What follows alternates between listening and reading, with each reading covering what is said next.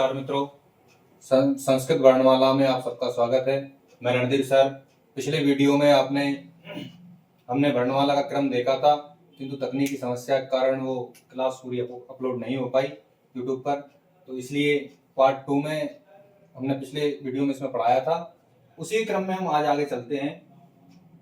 और पिछली वीडियो का लिंक भी आपको डिस्क्रिप्शन में मिल जाएगा, आप उसको वहां से देख सकते हैं। मूलतः हमारी वर्णमाला को कितने भागों में बांटा गया है? तो हमारी जो वर्णमाला है उसको 2 भागों में बांटा गया है। कौन कौन से 2 भाग? पहला है स्वर, इसको अच कहा जाता है, संस्कृत में इसको अच कहा जाता है। और दूसरा है हमारा व्यंजन,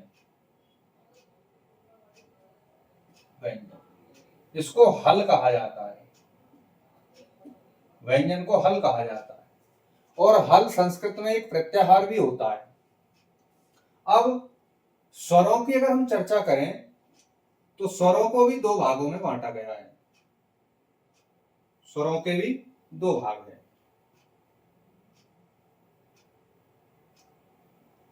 कौन कौन से? एक है ह्रस्व स्वर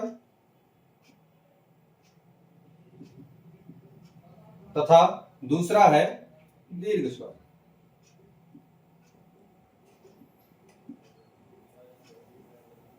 और एक प्लुत भी होता है।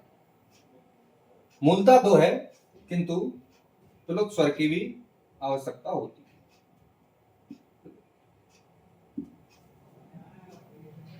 है। ह्रस्व स्वर में आ, ई, उ और तथा ऋषि।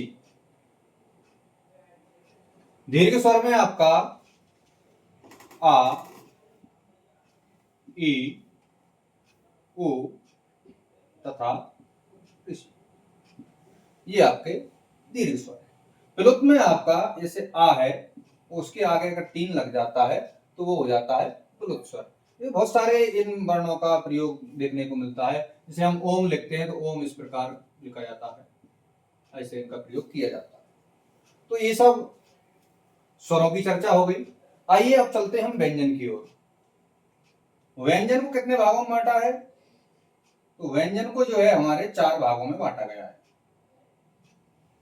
बोर्ड छोटा है, इसी में काम चला। 4 भागों में व्यंजनों को बांटा गया है मूलतः। और व्यंजनों को समझने से पहले एक चीज और हम देख लेते हैं कि व्यंजन जो होता है वो आदि मात्रा वाला होता है, स्वर रहित होता है। हम बिना स्वर के किसी भी व्यंजन वर्ण का उच्चारण नहीं कर सकते। जैसे का, अपने आप आपको आ उसमें सुनाई देगा। खा, गा, घा, जो भी आप व्यंजन का उच्चारण करोगे अपने आप उसमें आखिरी में आ स्वर जुड़ा होता है। व्यंजनों को 4 भागों में बांटा गया है। पहला है स्पर्श व्यंजन, स्पर्श व्यंजन। दूसरा होता है अंतायस्त व्यंजन। और तीसरा होता है ऊष्म व्यंजन। यहां भी लिखते हैं व्यंजन। और चौथा होता है संयुक्त व्यंजन।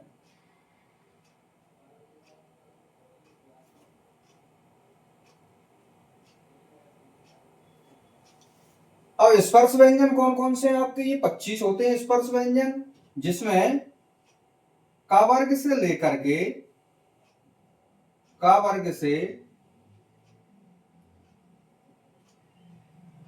और मां तक के सभी वर्ण, का वर्ग से लेकर के मां तक के सारे वर्ण क्या है? स्पर्श व्यंजन है। इनको स्पर्श व्यंजन क्यों कहा जाता है? क्योंकि इनका उच्चारण करते समय हमारी जबान जो होती है, जिह्वा, वो मुंह के किसी न किसी भाग को स्पर्श करती है, इसलिए इनको स्पर्श व्यंजन कहा जाता है। अब आइए अंतःस्थ व्यंजनों को देखते हैं।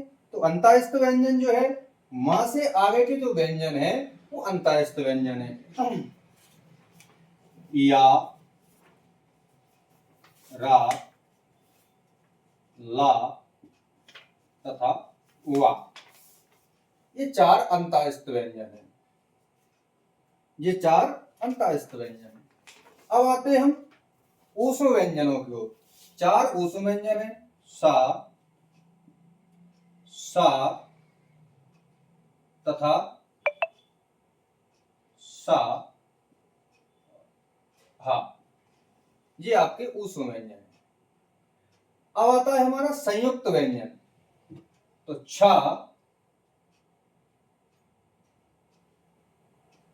त्रा और ज्ञा, ये क्या है? ये संयुक्त व्यंजन है। बोर्ड काफी छोटा है इसलिए दिक्कत आती है। आइए हम आगे क्रम में चलते हैं। रोकिए।